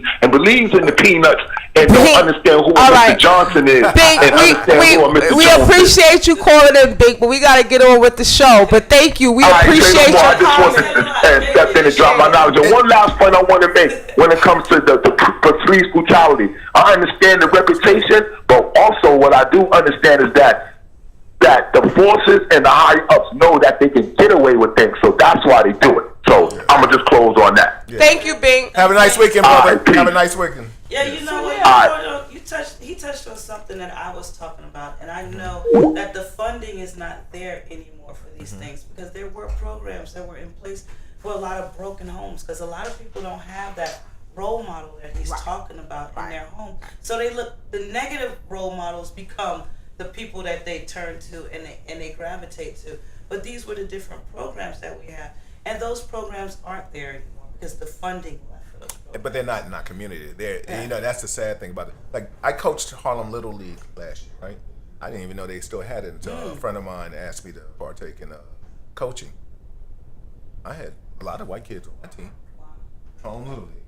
That's the diversity. But the bottom line is, even in Harlem with gentrification, is that they understand that there are places, avenues that they're going to put their children in. Why don't we put our children in? So now that goes back to us talking about parenting, right? Because the bottom line is, I've taught martial arts, but I wasn't a babysitter. Don't bring your kid to me be babysat. Also, excuse me, when I taught it in the school, teachers would say, "Oh, so-and-so was bad today. He can't go to karate." Wait a minute. Or he was bad today. Are you going to reprimand him? Well, karate's not a punishment. It's a way of life. Right. You understand what I'm saying? Right. It's a path. It's just like you have to want to walk that path. I think for the kids that want to do something, like what I've loved about what I do when I go around and speak to schools, kids see, wait a minute, he's cool. You understand what I'm saying? So it takes away the stereotype, because when they say, "Oh, retired detective, law enforcement," you get the look, you know. But I never go in a suit.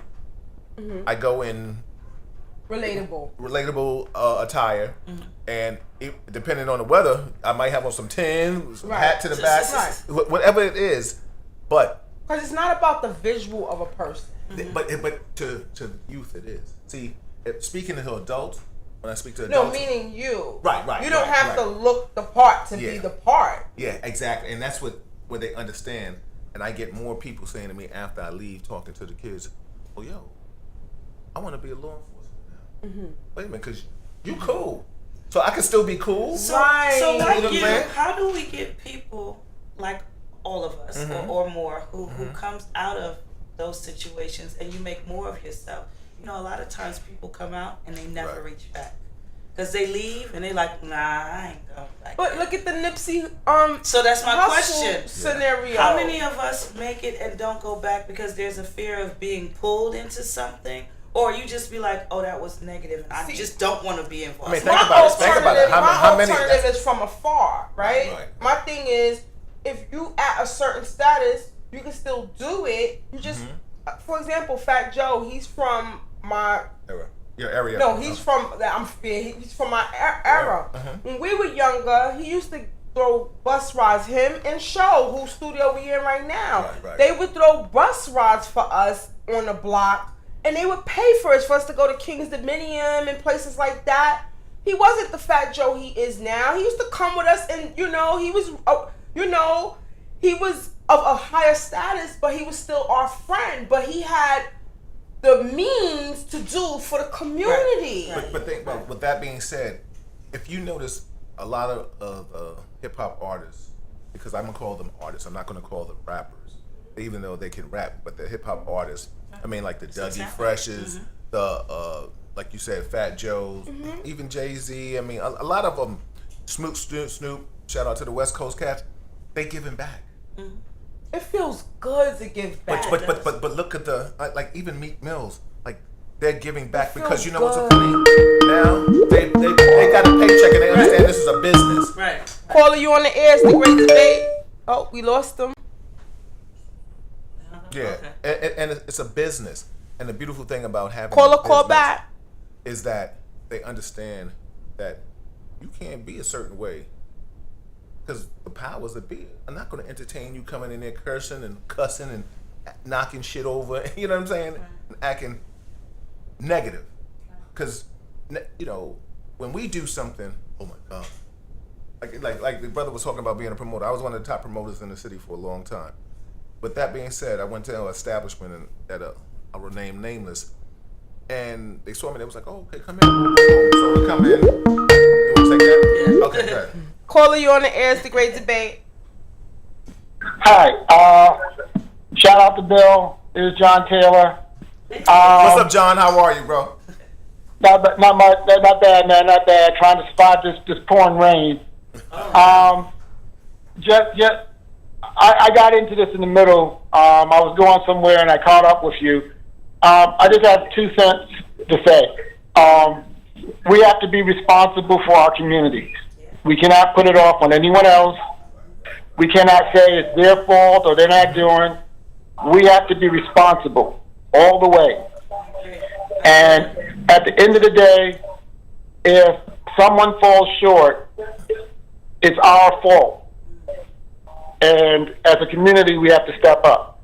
That's all I got to say. Bill, I talked to you and your missus. I talked to you this weekend. Thank you for calling in. Those words were very powerful. Yeah. I mean, okay. I got you. And I'll see you when I see you, man. I just had to put my 2 cents in here while you're on. Thank you, bro. Yeah. Thank you. All right. Later, man. Just to piggyback what John was saying.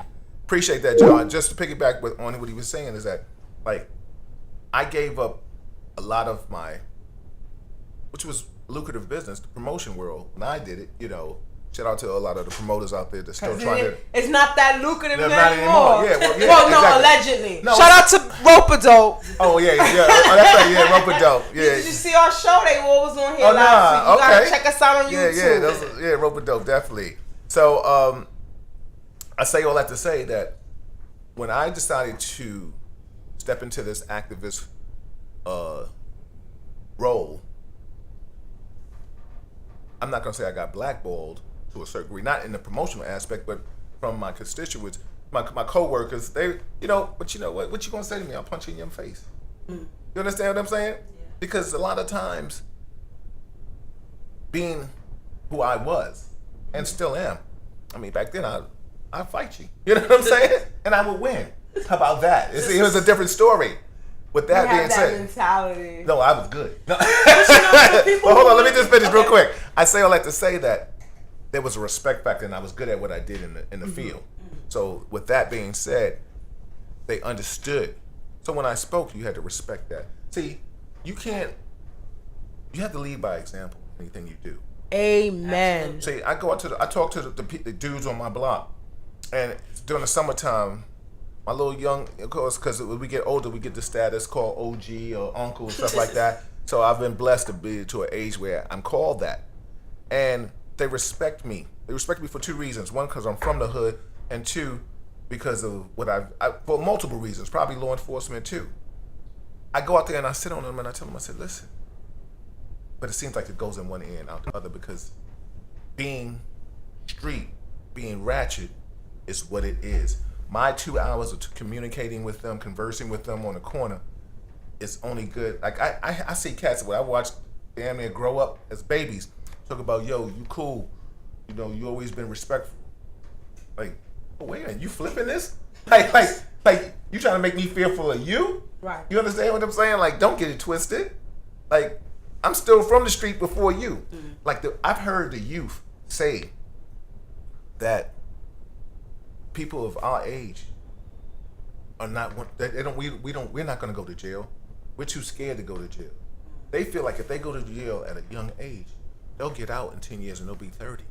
But they had that mentality. About their mindset. But wait a minute, because I never heard where I was from in the street, we had that mentality. Like, the juvies could sell more drugs than what an older person can. You gave the juvies the transporting. Exactly. Yeah, they were the goats. You know what I'm saying? Because it's like the older G's were not doing that. Exactly. Well, it was hands off with the drug game. Right. But I'm talking about. It's one thing to talk about selling. See, it's one thing to sell drugs, but you don't have to show violence. You don't have to be violent. But doesn't it always go to that? Well, it comes to think because now we start arguing over territories. I mean, like I always laugh. Never forget, I almost got into it with a guy over parking space one time. But the bottom line is, I was like, you can't hold city property unless you got it, because I could see it was gonna go somewhere, right? But what prevents you? Because see, I have something to lose. But sometimes you that angry, you pull said out a gun, he said it. That's what people don't get to that point where they say they have something to lose. I think they have this mentality like I have nothing to lose. Exactly, because and that's why they just go. What do you want to lose? And then the thought of what they're losing comes afterwards. I don't think that they have that ability to think about. There's so much more that I could lose. And that's why at the beginning of the show, I was talking about my life, because that was the key right there. You have to change your mentality at some point to stop abusing your life and the things that you have in your life, and stop abusing that and start realizing and be grateful for the things you have. Think about it. There isn't too many people that have not looked back on their lives, even us that are sitting here today, and still say I could have did something different. We're blessed to be here. But the thing is, should I have did this? Should I have still dated her? If I would have dated her, would I have been here? If I'd have played, if I wouldn't have argued with the coach. You understand what I'm saying? If I'd have took that test, I would have been someplace. What ifs? But I always say that I'm blessed. I mean, and like you said, when we talk about I have something to lose, you have something to lose. You know what I'm saying? Because if I got to touch somebody today, it has to be worth touching. That's what I was saying. Nothing I could think about it unless it was something egregious, like you violated my daughter. You touched me, something like that. Yeah. But just because you talk violent to me. Take. I mean, what about the guy on the train that was stomping the old lady? What? Because and he tried to use his defense. Because she said something about his daughter, about what she would have done. I mean, but think about that. How crazy is that? I'm just as mad as the person. We need more mental health though too for the youth I think and so people too. in general. That's not a youth thing. This is individuals in general. Black folks. Therapy is not a bad thing. Therapy is a great thing. It is a great thing. What we're doing now is therapeutic. Oh, it absolutely is. These conversations when you have. And see, that's what happens. But see, the thing is, we have to stop justifying like negativity. Like people put things on World Star. Like I'm mad at the people that videotaped it. Oh, so was I. Like how is a man? So was I. That's the world we live in. So was I. Immediately before you help somebody. Exactly. Caller, you on the air? Caller, I need you to cut your radio down. Say again? Okay, you're on the air, caller. Can you cut your radio down just a little bit? Okay. Oh, that's I was listening on the other phone. Okay, we hear you. Hi. Hi, I just wanted to make a statement in regards to what Bill was talking about and you guys are talking about. Okay. Hello? Yes, we hear you. Yes. Okay, Bill, how you guys doing? Listen, I'm good. I just want to make a statement because I'm listening to you, and in every era, we have to control the narratives and don't let the narratives control us.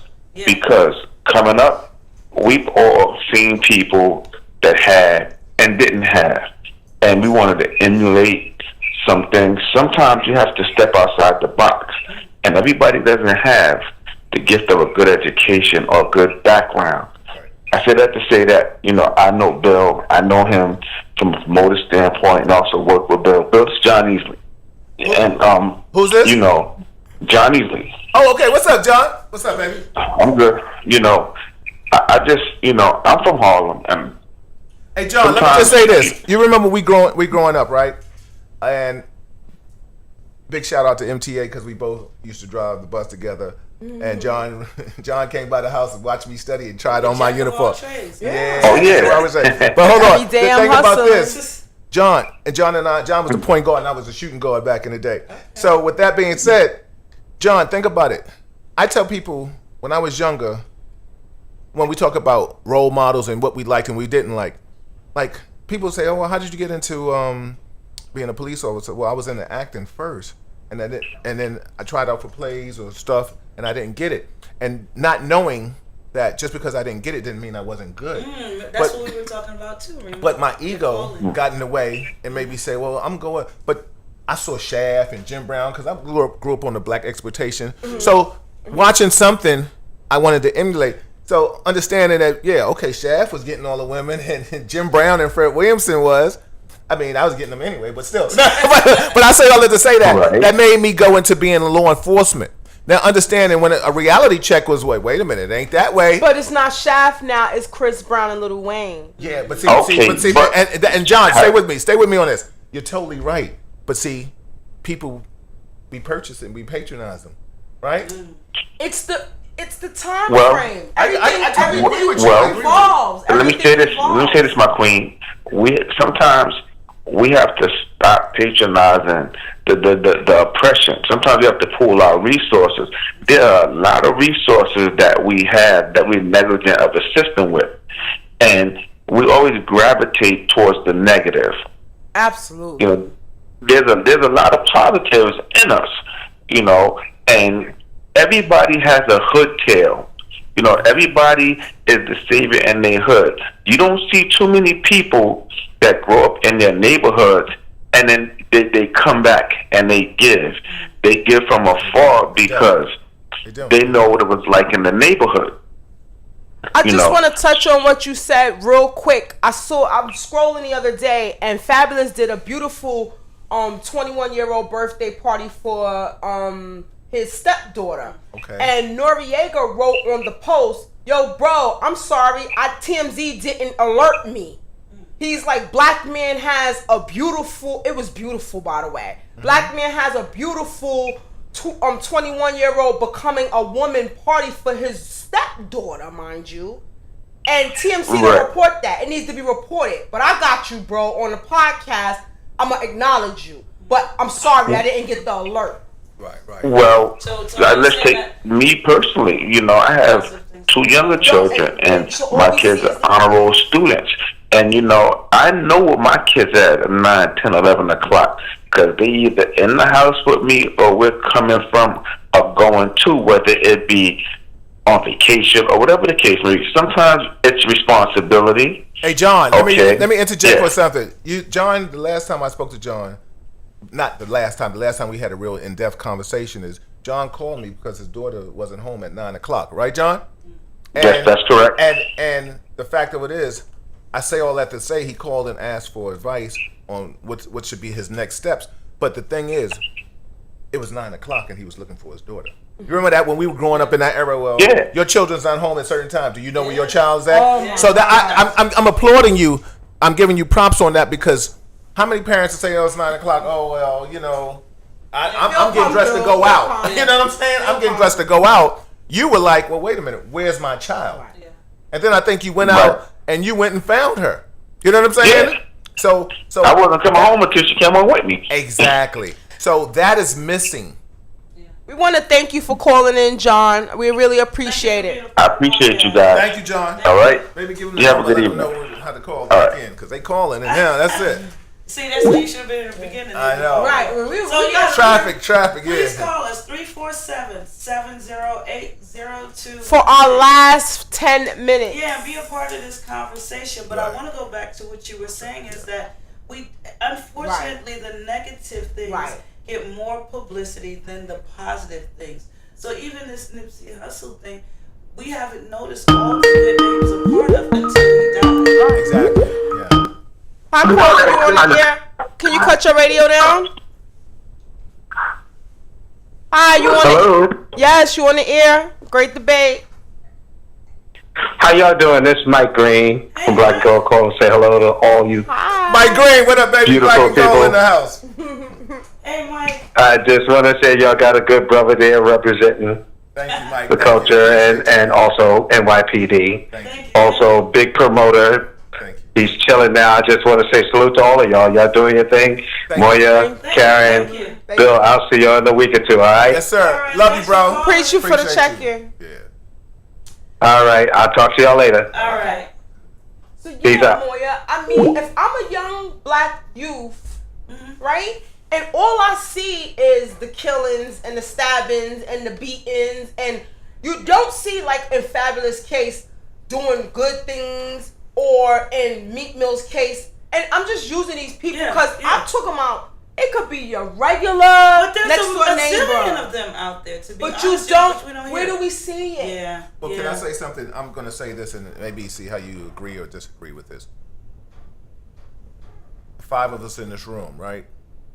They won't let us come together because we can all be activists in our own right, but we won't come together collectively because first we can get this mentality that, oh, who's this and who's that. Mm-hmm. The bottom line is egos. Yeah, but the thing is, people of other nationalities come together and stay together. They do. We're so busy worrying about who's going to be the boss and who's going to be there first. Yeah, who's going to do and this. that's why nobody don't worry about us, and I say we're not a threat. And it goes back to the Gucci thing. Like, you know, with anything that the black folks we try to advocate for, it seems like since Martin Luther King and Malcolm X is almost a joke. It's like the Al Sharpton of it. It's sad. It's not something that you want to glorify, but when you really think about it, we have more power. We just don't know how to use it. Well, I think we don't know. My personal point of view is we don't know how to use it because a lot of our history we don't know. Right. See, a lot of us understood our history, It's and we deep. understand a history that we should be proud of. Yes. And that we should always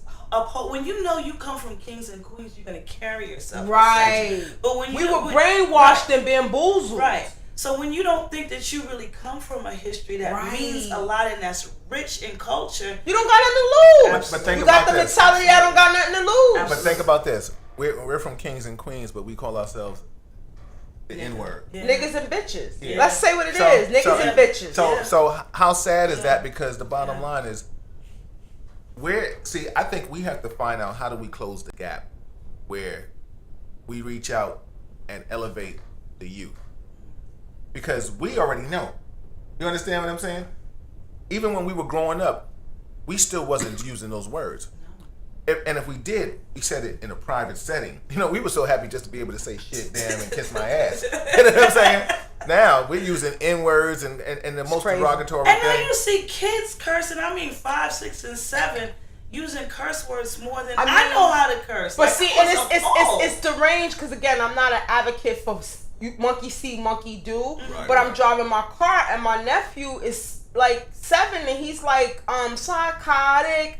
And it's just like, you know, the songs that they sing, I don't really know if they know what they saying. Yeah, right. If they know what they saying, I'm scared. Yeah, like if they don't know what they saying, I'm scared. So either way it goes, it's like the popular song that they play even on the radio is not really conducive to a better generation society. I know, but we were saying that before. A lot of it goes, so a lot of stuff on how we act has to do with our environment and what we surround ourselves with. Right. And we are people who are rich. We love music, and our music now is lost. And I'm not saying it has no creativity, but the content is drug using. It's drug using. Trap it's music. drug What dealing. kind of nonsense is that? I'm not mad at trap because I don't want to stick a genre. No, I'm just because using the word I like trap. T.I. and I like some of the trap. I love. Listen, what I'm trying to say is T.I. A lot of these artists are as positive. But he says positive. He doesn't talk about. He's talking about. I just said trap music and other things like that. Right. I think it's all genres, even country, right? All have like a negative influence. But country type music of doesn't music. have all that murders and stuff amongst each other like we do. Right, but that's No because other we genre of live. music. Our music is our life story, and that's just what we live. But guess what? A lot of those people that's talking about that life don't even live that life. They're just talking about perception it. breeds reality. Like I said, you see not being disrespectful to Caucasians or anything, because I have a lot of beautiful Caucasian friends. But I'm just saying, if you see them with a bunch of tattoos, you're still not in fear. When they see us, people of color, they become fearful. I mean, we pride ourselves. I think I said this earlier on being ratchet. So I think that's conditioned though, from the ARs and from the what's put out there. Well, I totally agree. Well, negativity sells. They make us seem like. It doesn't always sell because a lot of people are getting tired of the ratchet. Like ratchet is what's taking away from the culture. It's not like ratchet. Yeah, you make money off ratchet, but ratchet is a fad. it's not gonna be like what KRS-One and them was doing. You get what I'm saying? Ratchet is limited, and you could tell because a lot of people is like over it. Like, I don't listen to the music. I don't really want to go to clubs that play that music. Right. I don't want to be around that type of crowd. So you have our generation that are paying to go see Salt and Pepper, SWV, and Escape. You get what I'm saying today? Because it takes us back to our youth, and it takes us back to a happy time. Not that we're not happy now, but it's almost an outlet. You know what I'm saying? Because like, when we hear a rapper, we be like, oh, that's my jam. You know what I'm saying? We start rocking. I mean, let me tell you something. I tell people all the time, the diversity in music, like you were saying earlier, I don't care who you are. Every thug, killer, cornball knew Phil Collins in the air tonight. Absolutely. So, you know what I'm saying? We had crossover tendencies back when we were younger in the point of music and genre. Today, the music is taken. No disrespect to the top Taylor Swifts and the Justin Timberlakes, but like Stephanie Mills said, they don't want the Stephanie Mills and the people like that anymore singing the song. They want the new generation. When we hear, I heard a white guy tell me one time. He said, "Yo, Justin should have been black. He got too much soul." I love okay, Justin. but no, we all do. You understand what I'm saying? But it's just that we have to find that gap where we can reach out and grab our youth. And I don't know where it's at. I can go out and speak because I feel like if I can save one, maybe one can tell another. Yeah. I feel so bad because I feel like it's almost a lost generation. I think it goes back to integration. Right, and also, well, you know what's so funny? Black communities. Hold on, right. but think about that too. Think about this, and I don't say this with I hope. I just say this. Think about it. What happens if all the worlds become integrated? You know what I'm saying?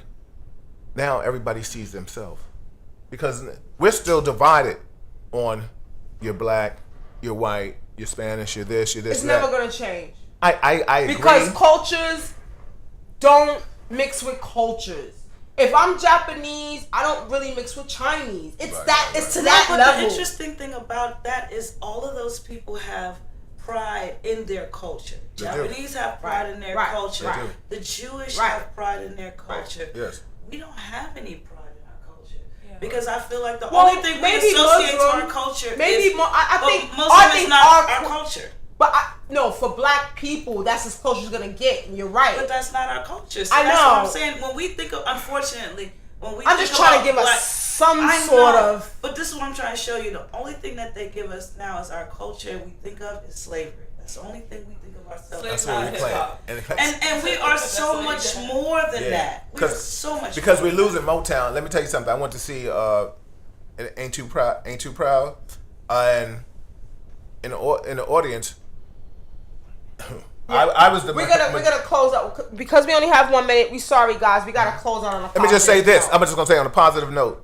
I apologize for being late. It's just powers that be didn't want me here. But I will come back if you ever want me back. Oh, thank you. It was a great conversation. Thank you. Thank you. It'll get better. Thank you, callers, for calling in. I hope that you guys really found like some sort of informative information. We just tried to give you guys a good show that made sense. Again, I'm Rema. I'm Moya. And this is The Great Debate. Thanks for tuning in, y'all. Thank you.